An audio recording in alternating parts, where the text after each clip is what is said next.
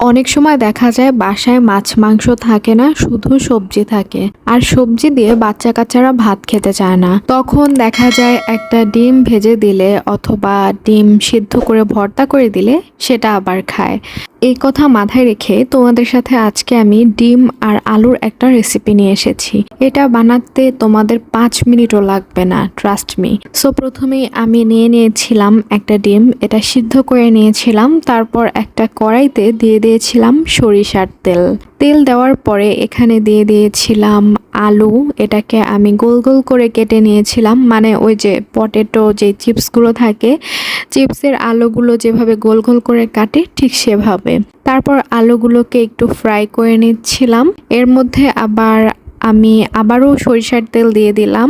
তেল গরম হয়ে এলে এখানে বেশ কিছু গরম মশলা দিয়ে দিয়েছিলাম আর পেঁয়াজ কুচি। গরম মশলার মধ্যে ছিল হচ্ছে লবঙ্গ, এলাচি আর দারুচিনি। এরপর এখানে হচ্ছে আদা বাটা আর রসুন বাটা একদম অল্প অল্প পরিমাণে দিয়ে দিয়েছিলাম। তারপর ভালো মতো নাড়াচাড়া করছিলাম এই মশলাগুলো। এরপর হচ্ছে আমি দিয়ে দিয়েছিলাম গুঁড়ো মশলা। এখানে ছিল হচ্ছে শুকনো মরিচ গুঁড়ো, ধনিয়ার গুঁড়ো, হলুদ গুঁড়ো আর সেই সাথে জিরা গুঁড়ো। তো মশলার ভিডিওগুলো আসলে নেওয়া হয়নি, উঠেনি আর কি। যাই হোক, সো এরপর দিয়ে দিয়েছিলাম টমেটো কুচি কুচি করে কেটে রাখা। টমেটো দেওয়ার পর অনেক সুন্দর একটা ঘ্রাণ আসে, আর পুরো তরকারিটাই আসলে রান্না করার পর তোমরা এত সুন্দর একটা ঘ্রাণ পাবে যে ঘ্রাণেই বাচ্চারা খেয়ে ফেলতে চাইবে, ভাত আর থাকবেই না। যাই হোক, সো এরপর হচ্ছে দিয়ে দিয়েছিলাম গোল গোল করে কেটে রাখা যে আলুগুলো ছিল, সেগুলো দিয়ে ভালো মতো আমি নাড়াচাড়া করে নিচ্ছিলাম। এ পর্যায়ে আমি একটুখানি পানিও দিয়ে দিয়েছিলাম এখানে।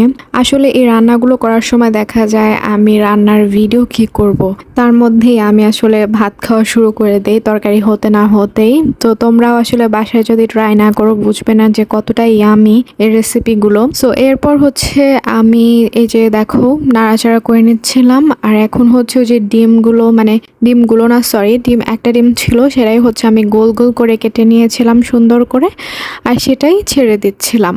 তো এই তো এ পর্যায়ে আরও একটু পানি অ্যাড করে আমি এটাকে আরেকটু সিদ্ধ করে নিলাম ডিম সহ। আর হচ্ছে একদম লাস্টে আমি কাঁচামরিচ দিয়ে তারপর যখন তরকারিটা হয়ে এসেছিল তখন ধনেপাতা অ্যাড করে দিয়েছিলাম। ধনেপাতা অবশ্যই তোমরা দেওয়ার ট্রাই করবে, কারণ ধনেপাতার ঘ্রাণটা অনেক বেশি সুন্দর লাগে। অনেকে আবার ধনেপাতার ঘ্রাণটা পছন্দ করে না, সেক্ষেত্রে আলাদা হিসাব, তবে এটা দিলেই বেশি ভালো হয়।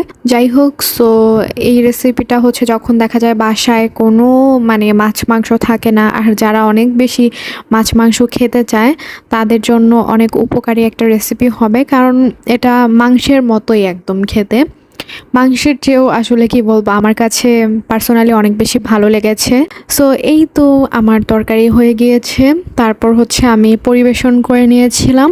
আমার রেসিপিটি কেমন লাগলো কমেন্টে আমাকে অবশ্যই জানাবে, আর একটা লাইক এবং সাবস্ক্রাইব করে আমার পাশে থাকবে সবসময়। ভালো থেকো, সুস্থ থেকো, দেখা হবে আবার পরে অন্য কোনো ভিডিওতে, অন্য কোনো রেসিপিতে। আল্লাহ হাফেজ।